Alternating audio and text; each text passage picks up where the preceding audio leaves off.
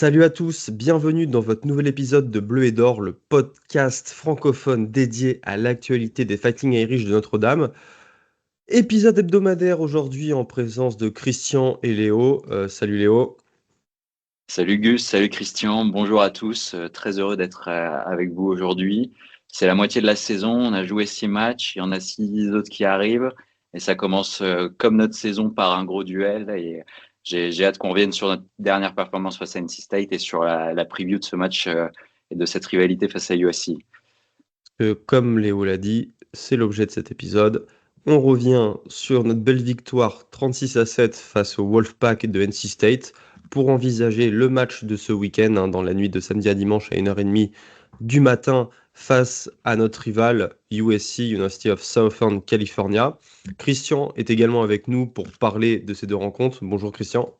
Bonjour à tous. Est-ce qu'on est soulagé ou je me sens un petit peu comme le printemps? On vient de traverser un hiver torride qu'on pourrait appeler nos deux premiers duels de la saison, voire même mortels. Et tranquillement, les feuilles se sont mis à pousser et la saison des amours a débuté. C'est un petit peu ça. On commence à y croire. Les playoffs arrivent. On est à la mi-saison et autant on a eu des discussions après 2 matchs que nous étions assommés, que soudainement la vie ressurgit pour les fans de Notre-Dame et on peut être très fiers de une très belle partie en fin de semaine. Nous avons été choyés, alors très excités, très heureux d'être avec vous aujourd'hui. C'est vrai que à mesure que les semaines avancent, nous nous rapprochons de l'Edelweiss que nous nous apprêtons à accueillir, je l'espère, ce week-end, l'Edelweiss étant forcément USC.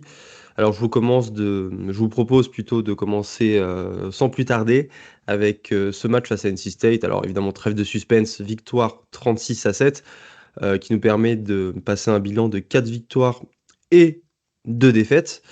Un match, je dirais pas qui nous inquiétait parce que c'est pas le cas. On a été très clair à ce sujet la semaine dernière où nous avons dit que ce match devait être une formalité et qu'on devait travailler dessus. Encore une fois, la défense nous a surpris en bien. On en parlait en off, on s'attendait à ce que le duo CJ Bailey, Hollywood Smokers, le quarterback et le receveur du Wolfpack, nous marche dessus. Ça n'a pas été le cas. Alors, une petite stat pour étayer ce que je dis, avec seulement 182 yards à la passe pour 18 passes complétées sur 31 passes tentées, ça fait 5,9 yards par passe et 3 interceptions lancées. Ça a véritablement été un match réussi de la part de la défense. Alors, je vous propose pour ces premières minutes qu'on se concentre sur cette défense, qu'il y a des choses à dire, et après que l'on passe sur cette attaque. Et je sais aussi que là, on aura des choses à dire, notamment sur nos situations euh, en quatrième tentative et sur, pour les anglophones, en short yardage. Pour cette défense, Léo, encore un match à plus de 3 interceptions. On a retrouvé notre secondary. On a complètement retrouvé notre secondary. Alors même si le QB de NC State, CJ Bailey, a été moyennement inspiré sur 2 interceptions qu'il lance. La première pour Adon Schuler où il est en couverture de zone et il est face à lui et vraiment il la reçoit dans les bras et il est capable de la ramener pour 50 yards. Une vraie belle performance d'Adon Schuler qui a été élu safety de la semaine.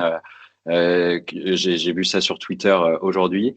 Et on a aussi beaucoup vu d'autres joueurs de la secondary sur justement pour stopper l'attaque de NC State qu'on craignait.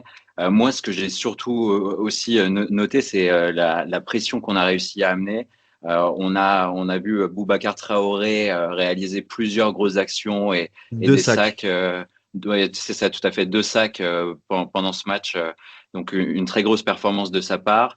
Donc ouais, c'était une défense qui m'a clairement rappelé l'année dernière avec de la pression sur le quarterback, une instabilité pour lui pour jouer et la secondary qui est là pour punir lorsque le quarterback commet des erreurs. Et c'était vraiment un match rassurant du début à la fin. Le seul touchdown qu'on encaisse est sur une très belle passe et la seule fois du match quasiment où un cornerback a été battu. Donc, je pense qu'on peut considérer que ça a été un match complet défensivement de la part de Notre-Dame. Ajoutons au crédit de Christian Gray 2 passes deflection. Christian, quelque chose à dire sur cette secondary ou sur la pression? On retrouve un petit peu le même schéma que ces dernières semaines. Une ligne défensive qui met plus de pression, évidemment Oui. accompagnée des linebackers et qui, comme le dit Léo, permet d'ouvrir des opportunités, de donner des opportunités à à nos joueurs à l'arrière. Et premier point, NC State, c'est une grosse attaque. C'est une grosse machine de football. C'est un gros running back qu'on avait derrière. Et tu parlais du quarterback. C'est un quarterback avant d'affronter Notre-Dame qui distribuait énormément le ballon, capable de lancer en profondeur. Écoutez, on peut parler d'une performance extrêmement dominante de Notre-Dame. On peut dire des mots-clés. Je vais même monter d'un niveau.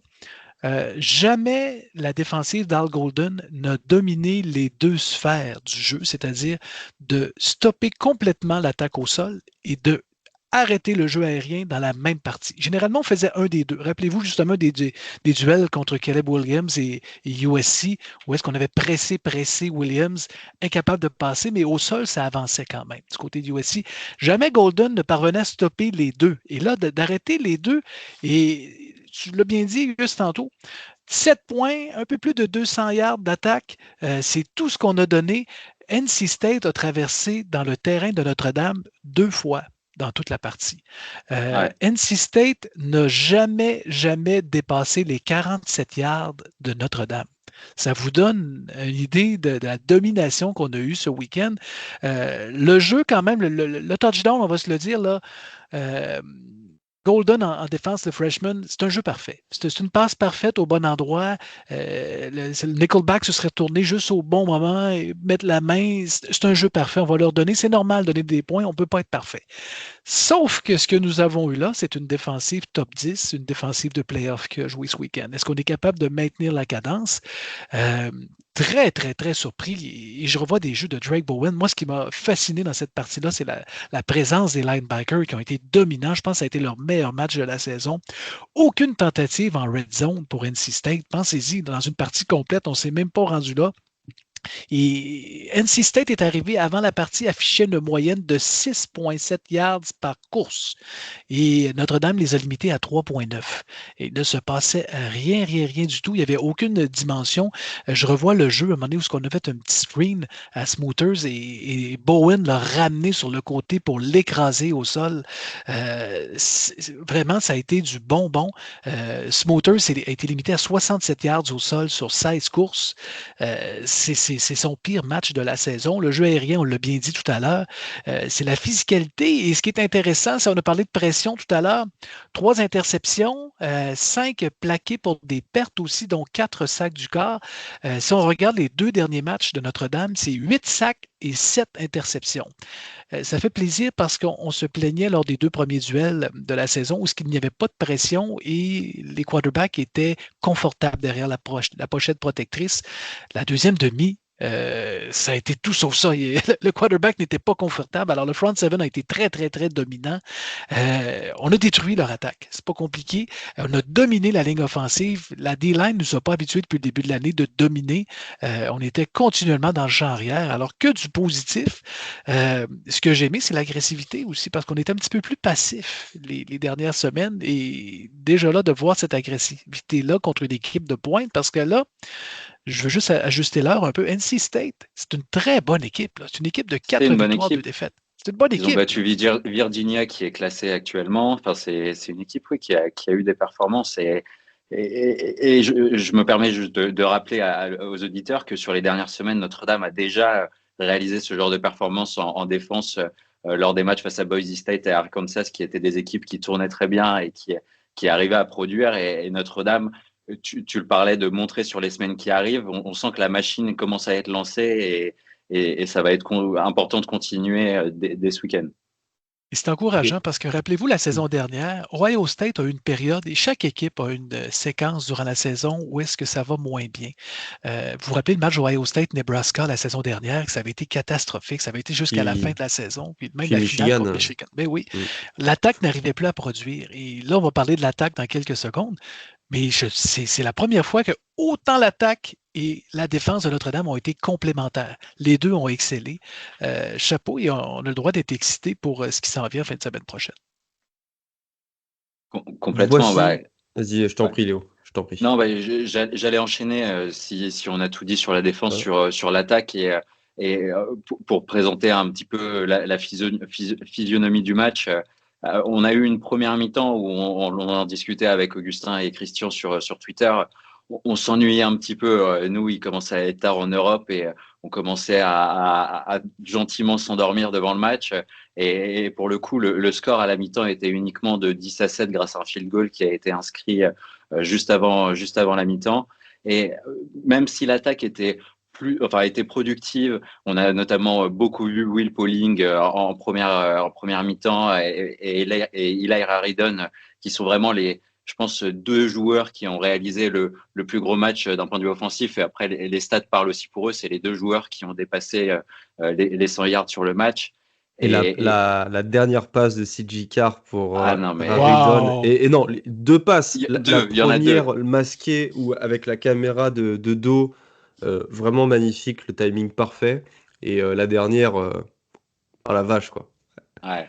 Mais Mais il faut que je vous envoie. Tout à l'heure, je suis tombé sur une vidéo YouTube d'une chaîne qui analyse chaque semaine un quarterback de college football et qui, après plusieurs semaines, ont enfin analysé CJ Carr et ils attendaient justement confirmation sur scène et on tape de ce qu'ils attendaient et c'était hyper intéressant. On voit toutes ces analyses et il a réalisé un très gros match et il a vraiment ce toucher qui lui permet de réaliser des big plays sur des jeux verticaux et non, mais malgré ces jeux-là, notre attaque a un peu du mal à être productive et à inscrire des points en première mi-temps avant d'enchaîner pour le coup en deuxième mi-temps. Vous avez des joueurs que vous avez relevés particulièrement en deuxième mi-temps qui vous auraient enfin, interpellé ou Bah, je sais que Keke Smith Keke a fait une Smith, belle Oui. deuxième mi-temps. Keke Smith, pour nos auditeurs, qui doit être sophomore, ou alors peut-être. Oui, oui, sophomore, parce qu'il y a puis même, je ne sais pas si c'est un redshirt Si, freshman, si, il est parce qu'il n'a redshirt, ça, je suis jamais certain. joué. Oui, c'est ça. Mais bref, Keke Smith, c'est un joueur qui doit, après ce match, doit avoir 5 ou 6 réceptions en carrière. Il a inscrit un touchdown, fait 2 belles réceptions dans mes souvenirs. C'est bien qu'un joueur de ce type émerge. Alors attention à ne pas faire de conclusion hâtive, mais en l'absence de gars comme Jaden Greathouse, Oui. c'est jamais anodin. Et c'est très bien voilà, que lui émerge comme un Will Pauling, continue à l'être pour CJ Carr. Et aussi, encore une fois, Jordan Faison, mais on va pas répéter tous les week-ends ce que fait Malachi Oui. Fields et ce que fait aussi Jordan Faison. Mais tu marques un point, Augustin, c'est où est-ce que c'est compliqué pour une défense? C'est que ce n'est pas un joueur à surveiller, ce n'est pas deux. Voyez-vous, on s'est rendu compte que NC State ciblait Fields un peu en couverture, on le doublait à l'occasion, alors c'est un petit peu plus compliqué pour lui de le trouver. Euh, Là, tu as Reardon que tu peux rejoindre, qui est comme la troisième alternative. Et là, tu parles de Pauling qui tombe du ciel. On le connaît, Pauling a eu une belle carrière quand même, un petit peu avec Wisconsin, mais surtout à Cincinnati.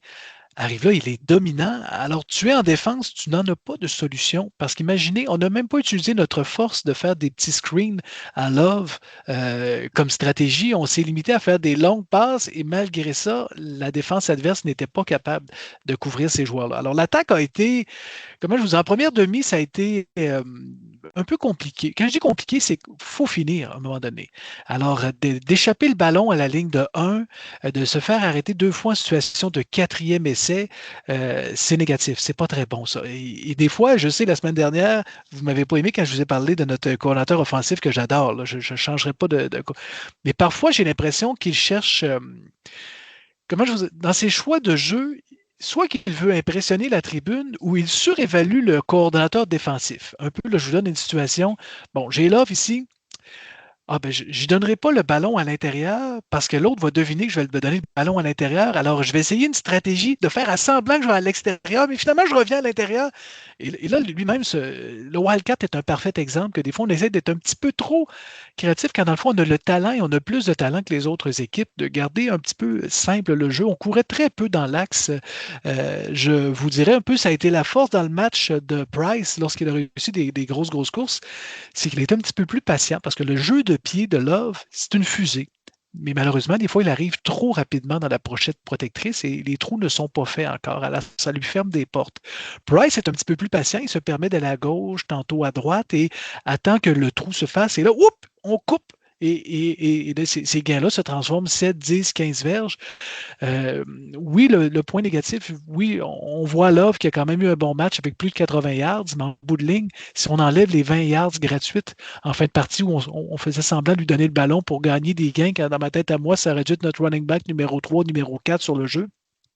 C'est des yards pour un trophée Heisman qu'on veut lui donner, mais ça fait quelques matchs que Love est un petit peu plus tranquille au sol. C'est moins de performance. Heureusement, et on avait Cleveland, le DT qui était très, très, très dominant pour NC State. On ne pouvait pas courir au centre. Alors, il fallait jouer dans l'axe.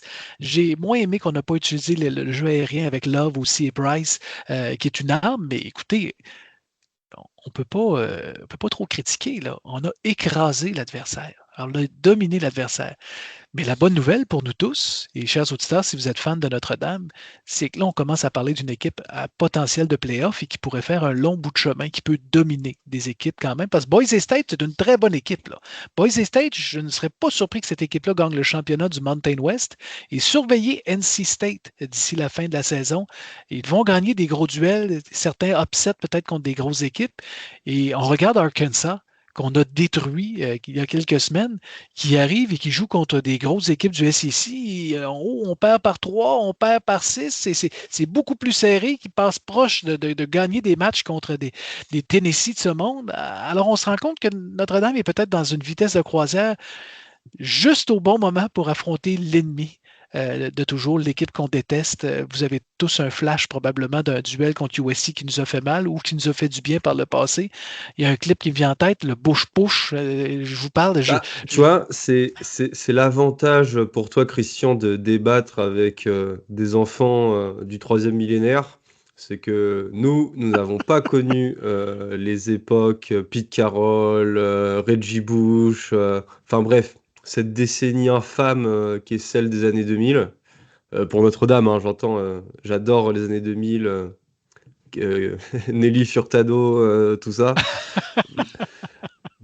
Nous, on a connu quand même face à USC beaucoup de succès, Léo. Enfin, moi, je crois que j'ai connu seulement peut-être une défaite à USC.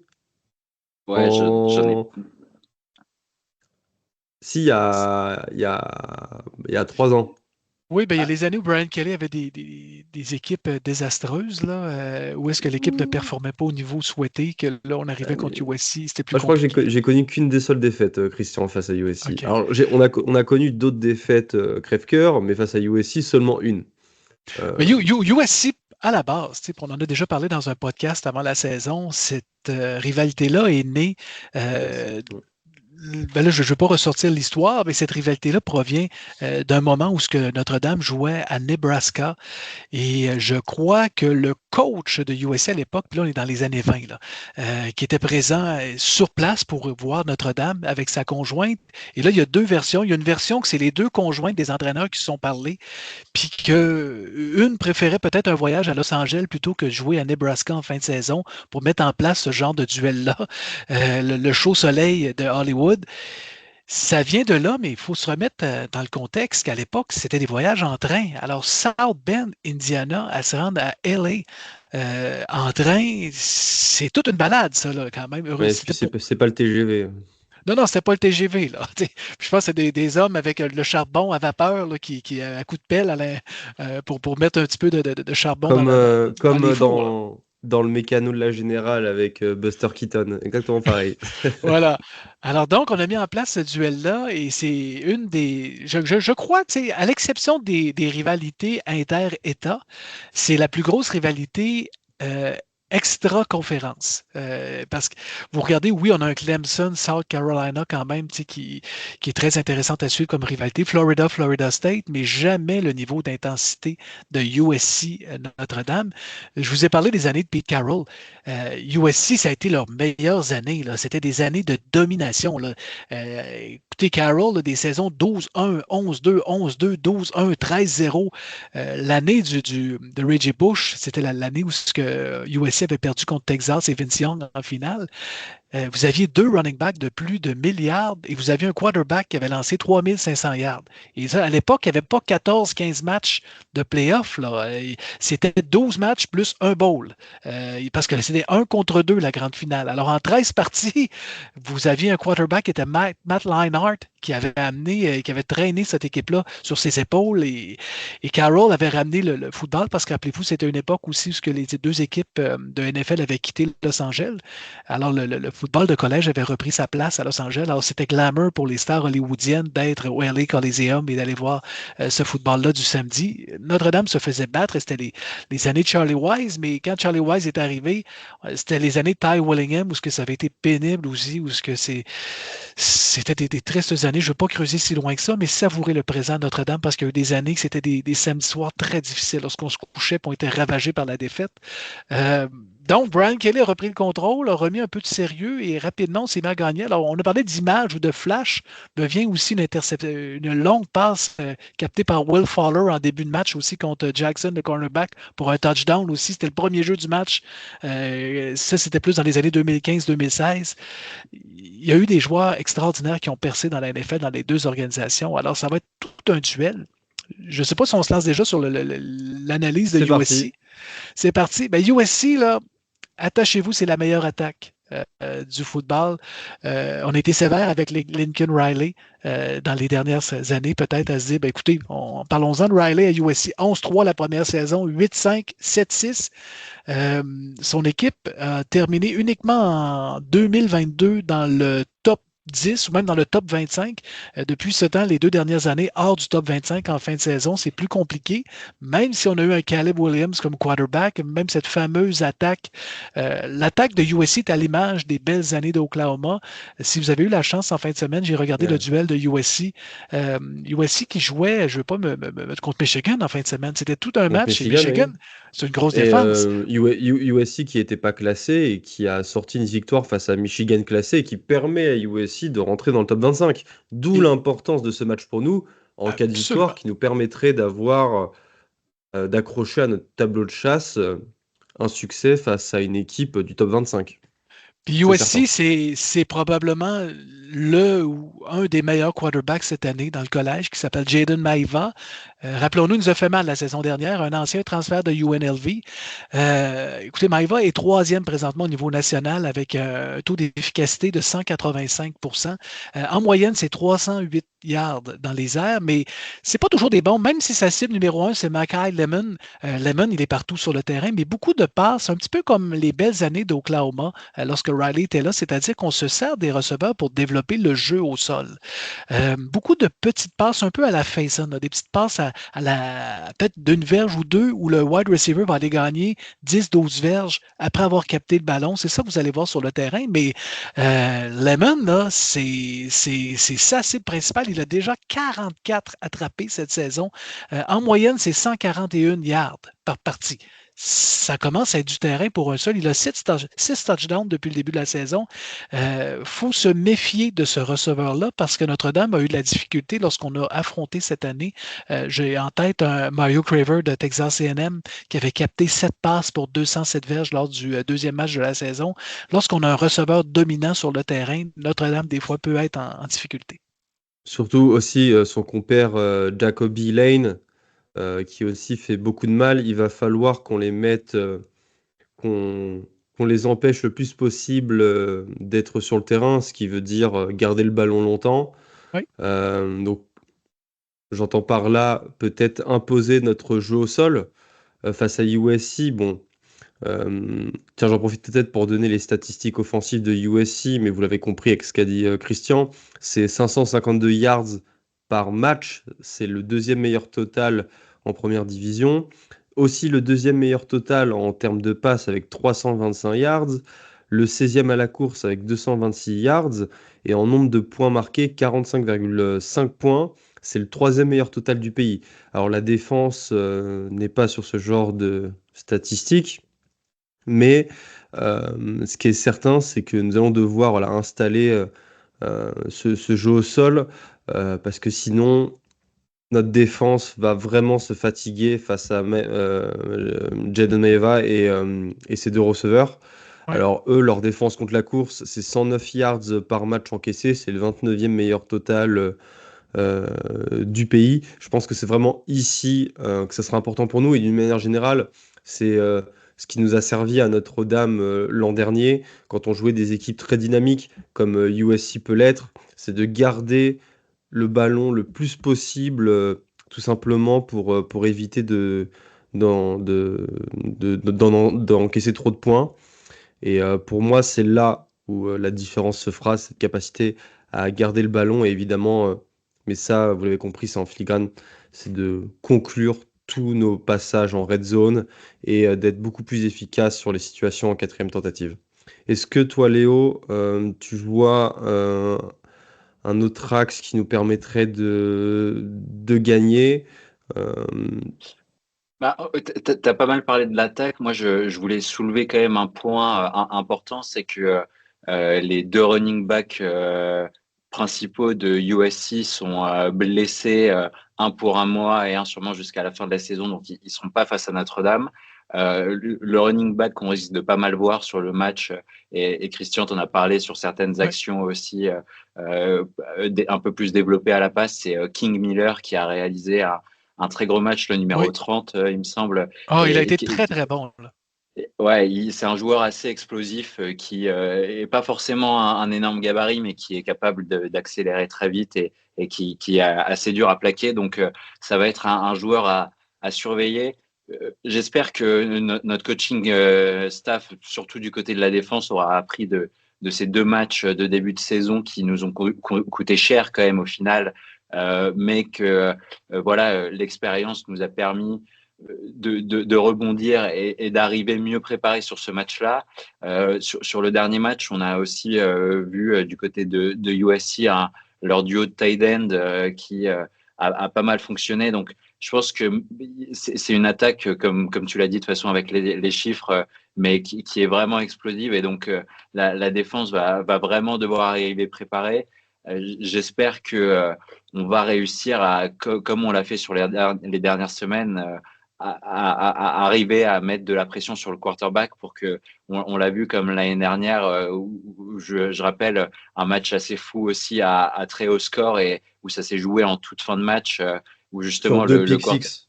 sur deux pick six Ouais. exactement de 99 et 100 yards et donc on aura probablement un match au scénario similaire Oui. de Texas A&M, mais voilà, il va falloir que sur la fin de match, notre défense arrive à faire les stops nécessaires pour nous permettre de gagner des matchs dont on a quand même pas mal parlé en début de saison. Et de toute façon, le calcul est simple, mais on le savait tous avant cette semaine-là, on n'a plus le droit de perdre.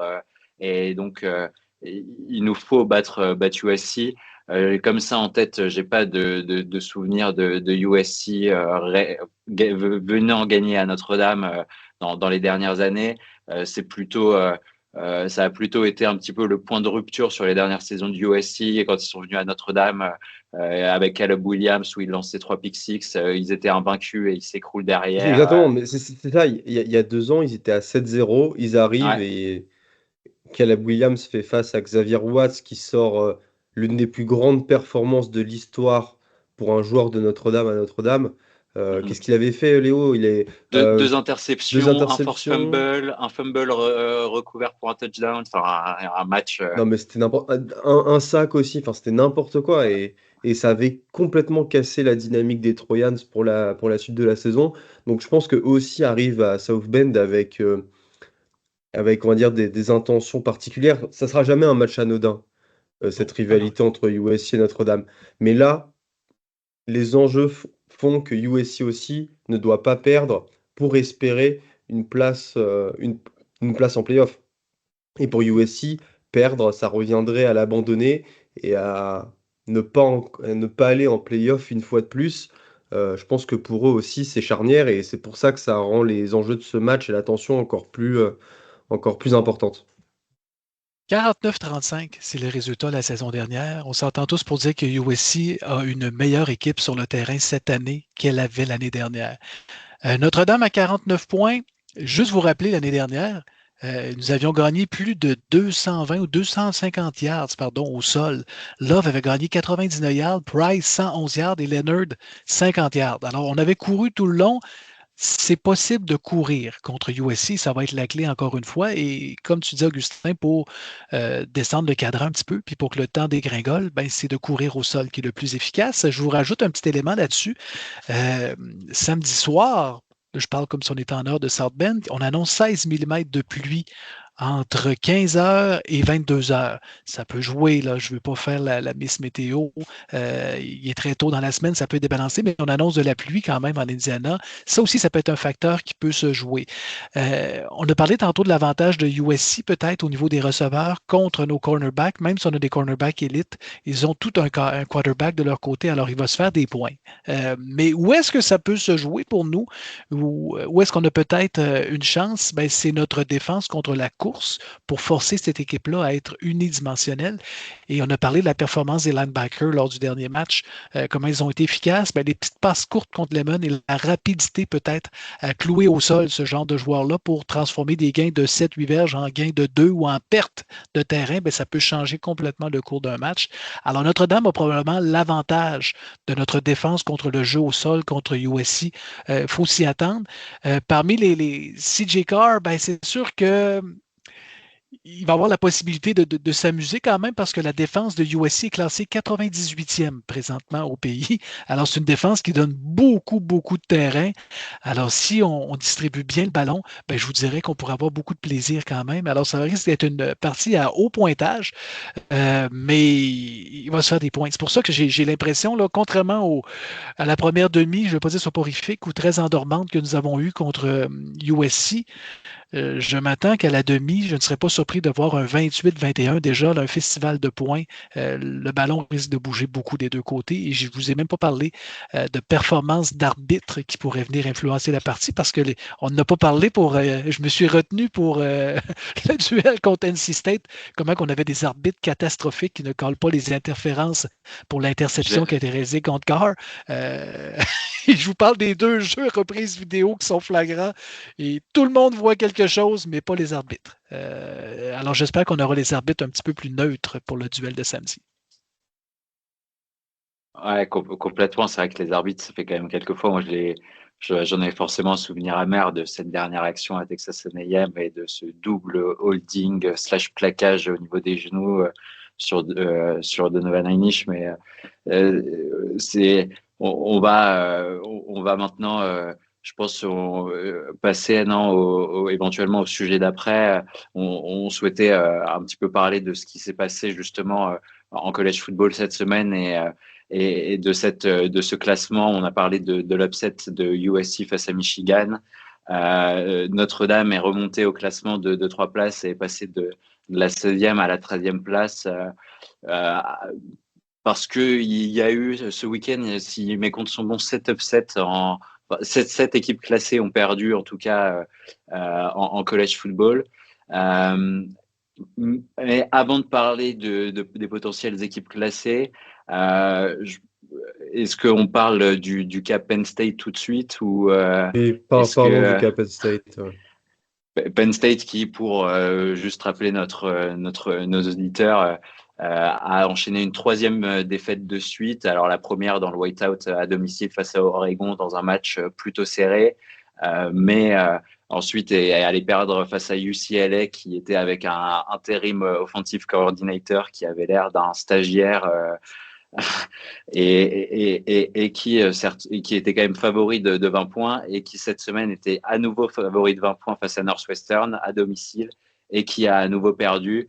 Ce qui fait qu'il se retrouve désormais en 3-3 et les conséquences ont été immédiates. Head coach Sean Franklin a été remercier, je sais pas vraiment si on lui a plutôt, à mon avis, gentiment dit d'aller se trouver un autre métier.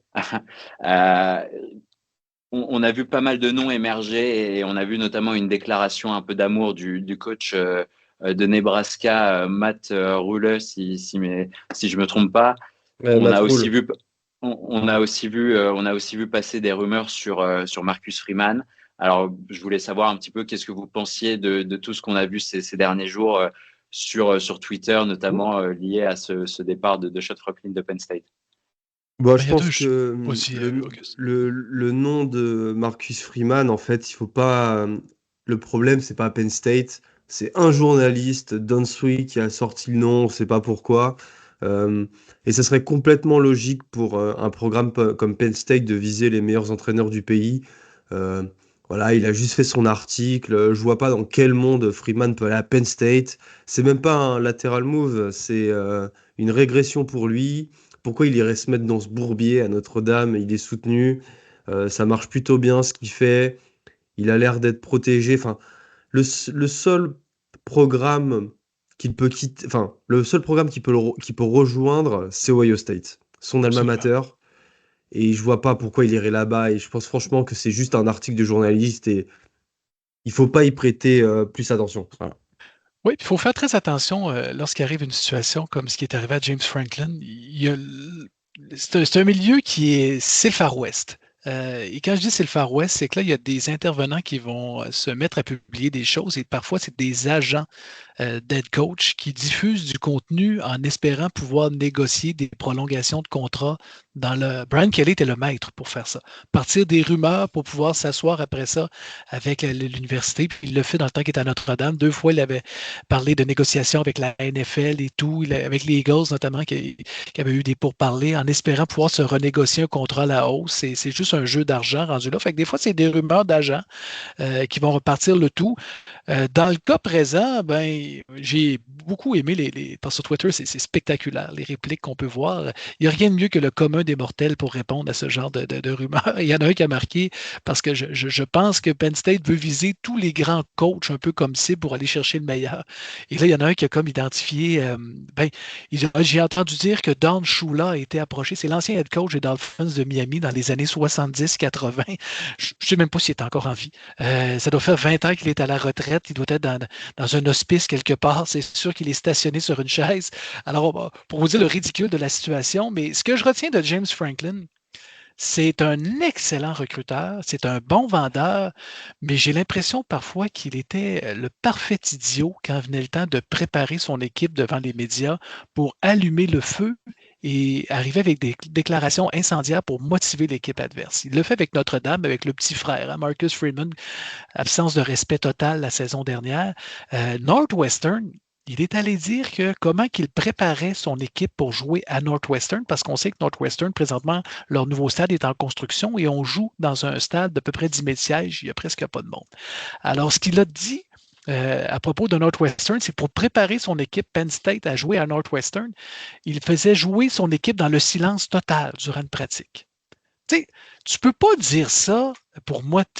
Si tu es coach de Northwestern, cette déclaration-là, tu la mets dans le vestiaire pendant 3 ans. Et tu fais juste motiver l'équipe adverse à donner son 200% pour essayer de battre l'adversaire. Alors, tu sais, Franklin y allait de déclarations comme ça. Le nombre de fois sur Notre-Dame aussi, ce qui parlait de conférences, puis l'importance des conférences, ben, c'était que Notre-Dame ne devrait pas faire les playoffs parce qu'ils ne sont pas dans une conférence. Cette année, Penn State, Nevada, Florida International, Villanova, qui est une équipe de deuxième division, on part à 3-0. C'était l'équipe qui était semée numéro 1 en début de saison. Défaite à la maison contre Oregon, perd contre UCLA qui ne battait personne et perd contre Northwestern. Et on regarde le reste de la saison. Il reste Ohio State, Indiana, Nebraska. Il y a des duels compliqués. Ma seule surprise, c'est que je ne comprends pas la stratégie à 3-3 de congédier un head coach. Tu fais juste perdre des recrues.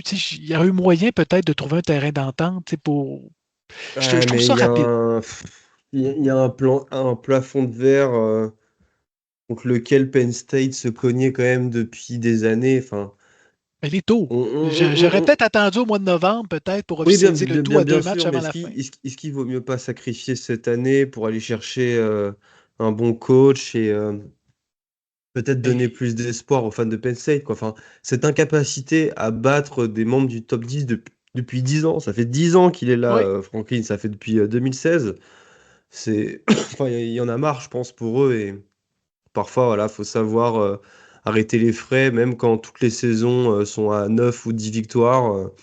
Quand on n'est jamais capable d'aller plus haut, à quoi ça sert de continuer?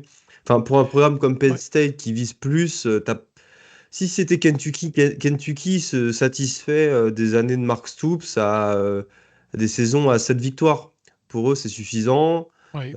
Lui, il se fait son salaire à 9 millions par an. Enfin, d'ailleurs, quelle belle cachette que d'être coach là-bas. Mais pour Penn State, ils veulent plus. Ils veulent plus. Ils veulent plus, mais c'est que le Penn State des années 90, parce que Penn State, rappelons-nous, était indépendant avant de jouer dans le Big Ten. Ce fameux Penn State-là, et même à cette époque, pour les plus vieux qui nous écoutent en ce moment, mais Penn State se faisait quand même un calendrier un petit peu plus facile aussi. Là.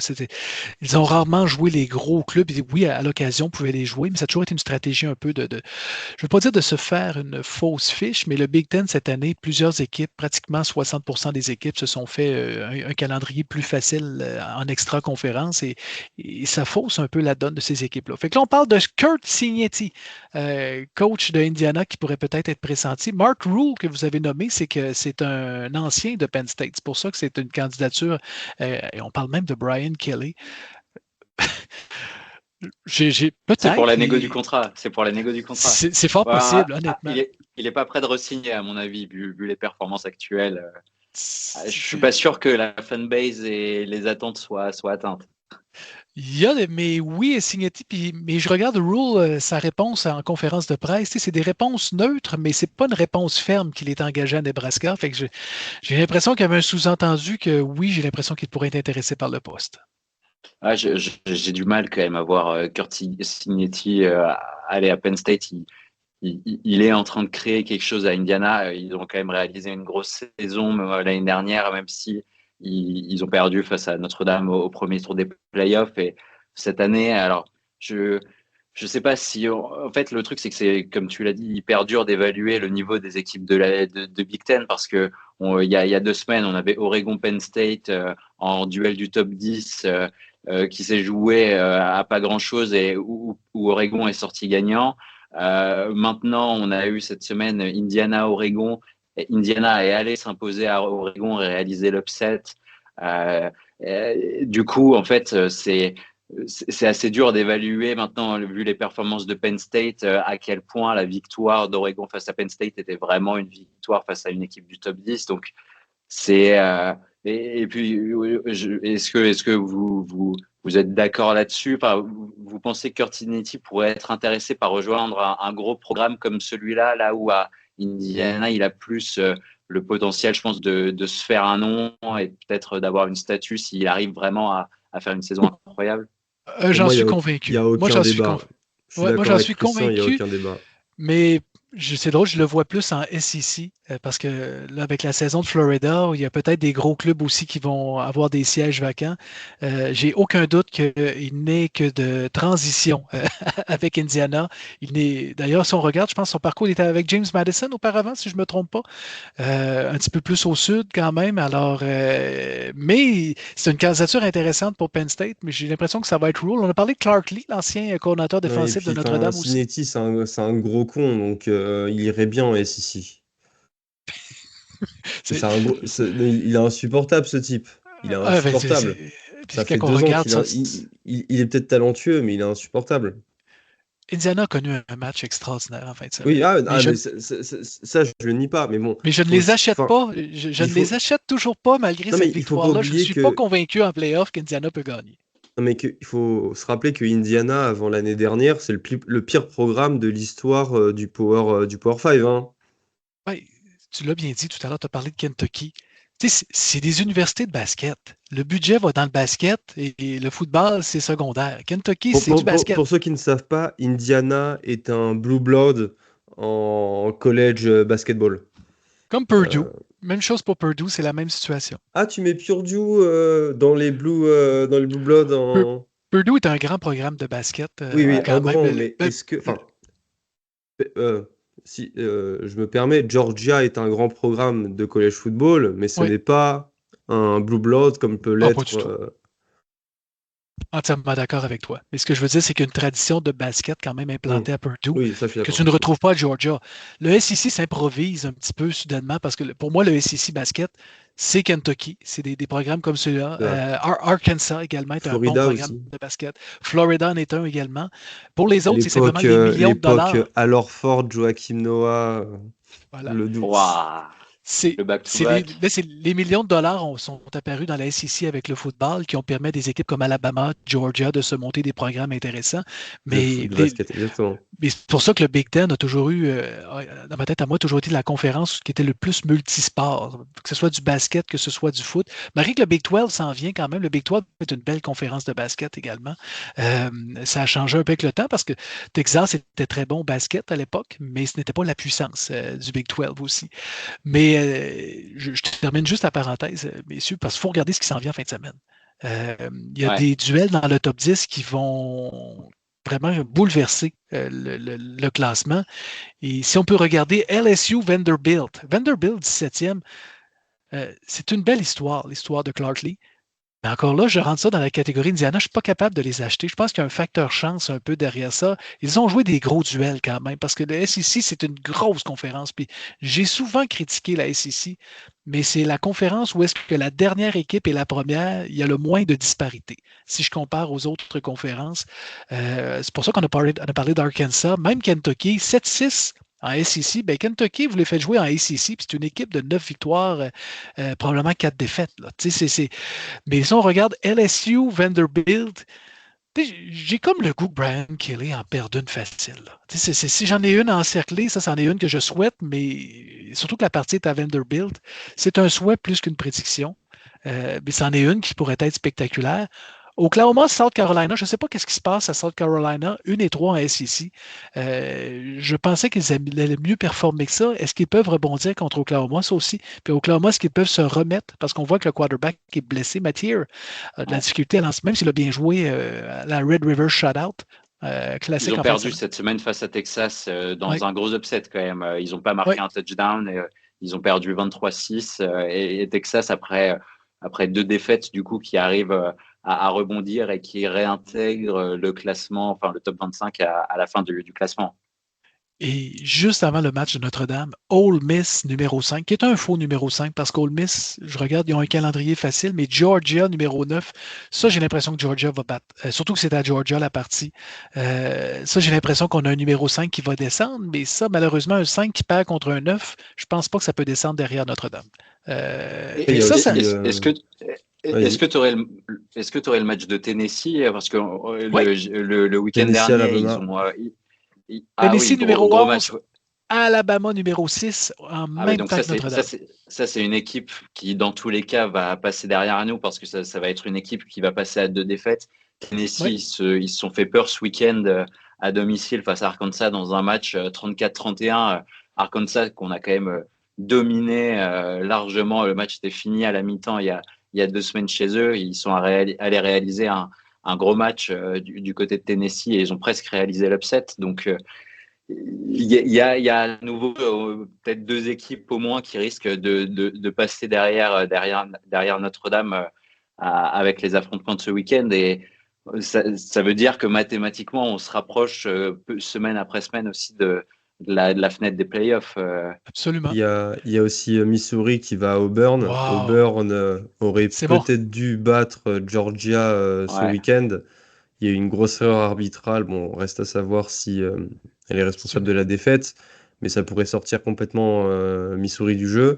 Et puis, tu as surtout euh, une rivalité entre Utah et BYU, les deux programmes de Utah, la Holy War, euh, où Utah est 23e et BYU 15e. Là aussi, ça pourrait nous permettre de sortir une équipe de l'équation. Donc, ouais, c'est encore un Absolument. week-end avec beaucoup d'enjeux pour ces Puis équipes, mais aussi pour Notre-Dame.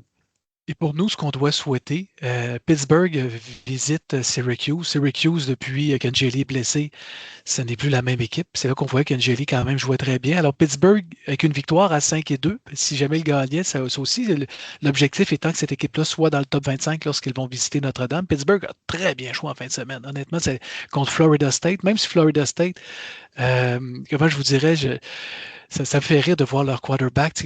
On se rappelle des déclarations de début de saison où il était le sauveur pratiquement, puis c'est plus gros que son équipe. Et là, de le voir contre Pittsburgh, là, de perdre de 2 défaites Florida State à la maison, une contre Pitt, ça va pas très bien. Là. Ça ressemble au bon vieux Florida State. Florida State qui n'a pas gagné en ACC, je pense, leurs 8 derniers matchs. Alors, il y a de l'action. Alors, on a un gros week-end de football, comme vous pouvez le constater, qui va bouleverser encore le classement. Très hâte de voir dimanche matin où est-ce qu'on va en être.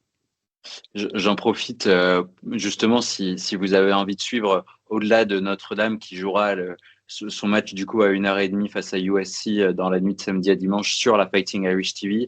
J'en profite pour relayer une information qui a été partagée par The Trick Play Podcast samedi pour tous les fans européens. C'est DAZN qui a racheté les droits de pas mal de conférences de football américain universitaire et qui ce week-end, en tout cas, ils ont diffusé entre 15 et 20 matchs sur la journée de samedi. Et donc, moi, j'ai pu me faire un triple screen avec le match d'Oregon et d'Indiana. Et puis ensuite, je passais entre la Red Rivalry.